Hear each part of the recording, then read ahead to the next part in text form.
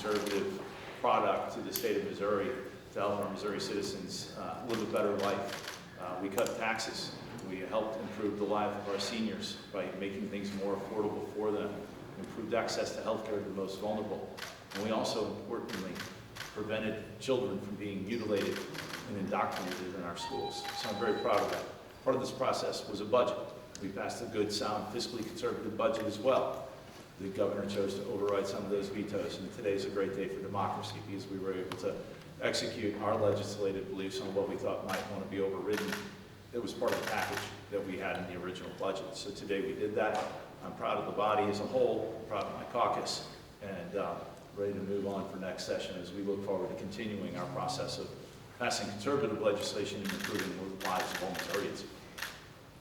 How important were these votes today for asserting the independence from the executive of a legislature controlled by Republicans with an executive controlled by Republicans? You know, I don't look at it as a he versus he or, whatever, us versus them type of program. We're all in this together. We're all Missourians. We all want to move our state forward. We stood by a budget process, and we did that today. The governor chose to do certain things with the budget process. That's well within his purview. We just stood up for Missourians, in my mind, today on what we chose to overrule.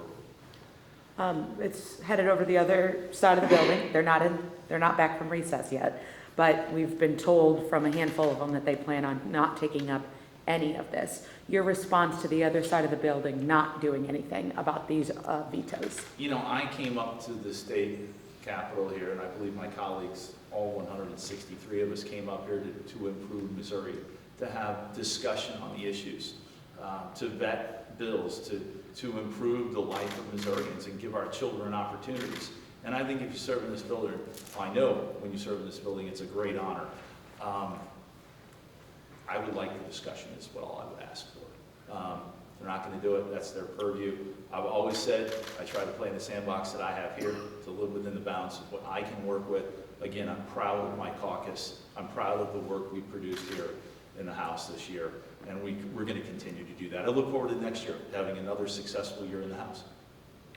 Representative Smith, do you agree that it was worth the exercise, even if the Senate doesn't even debate the veto overrides that you all just accomplished? You know, Rudy, I think to echo the speaker's comments, we can only control what we can control. And so we have our process, the Senate has theirs. They can't really even react or act until we act in this case. These are House bills, these override motions originate in the House. And so they didn't know until we finished what we might send over to them. So I'm interested to see what they do now. If they don't take up that discussion, that's again, as the speaker said, their prerogative. I do think it's important that the House exercises our process, and that's what we did today. Did you have any discussions with Senator Huff about items that might get the things you wanted overridden if you made motions in the House on theirs? I've had a series of discussions with Senator Huff and various other senators, not only about the items that we overrode today, but just the budget in general. That's an ongoing perennial conversation that we continue to have that dialogue. And so certainly we've discussed overrides and the potential of vetoes from the beginning of this legislative session early this year until now. And so, yeah, we've had a couple different conversations. But again, like I say, he has to see what we did today, then he and that chamber will react, and so I'm interested to see what they do too. He didn't ask for anything to be overridden today? There were no formal requests made for any override motions. I have a question for Plocher, but mine's not veto. Everybody good? All right. I want to ask about sports betting first. This week we saw some, I know, where's he at? Where's he at? He's hiding, I see him. But you had a coalition of sports teams, particularly led by the Cardinals, and their reasoning is saying that you guys in Jeff City can't get anything done. Your response to these sports teams, do you think that they're doing the right thing because something's not getting done here? Well, I'm going to try to provide you with a two-part answer. The House is working on Sportsbook. We passed Sportsbook out. I believe we put a good product out there. I'm proud, again, of the House and my caucus producing a good product for Missouri citizens that's transparent, forthright, and keeps us in line with our peer states. To that end, that they seek their own legal means of putting this in the Constitution. Again, that's their call. I would ask that it be passed with a little bit of a higher percentage because I believe in constitutional IP reform. I don't believe in modifying our Constitution too easily.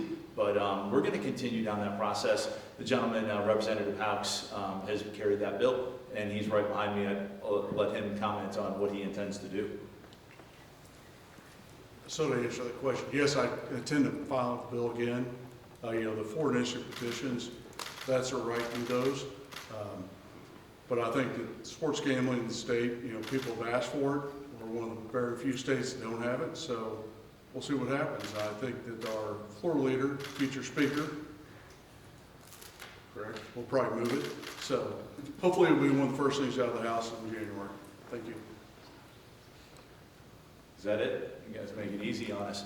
Thank you all. We look forward to seeing you back here in January. You guys have a great fall. Oh, another Yes. question. Uh-oh. Can you just, why you decided to have an earnings tax committee?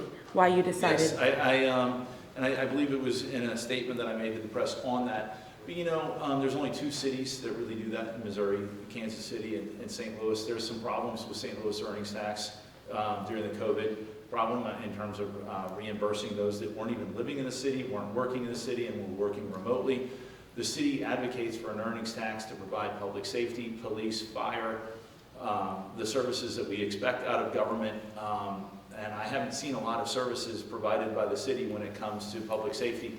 I'm very concerned with crime in the city holding the state back. We want to make sure the city's accountable on how it's using its tax dollars. This is an exploratory committee. We'll see where it goes. Along the lines of crime, is state control of SLMPD still on the table in the next session? It in your is. mind? We passed an omnibus crime package. I thought it was really good. Representative Roberts carried that from Joplin. It was different. It was made a little bit different in the Senate. It came back. We passed it. The governor vetoed it. I was sorry to see that, but we're going to be back at the table with the executive branch and the Senate to try to protect Missouri citizens. I think Missouri citizens have a right to feel safe. And as a citizen of just St. Louis County, I don't think people can feel safe going into the city as they once were able to. I want stronger leadership. I want those that perpetrate violent crime to be held accountable, and we're going to do that in the House of Representatives. Thank you all. Again, go back to having a good fall. And thank you for your patience.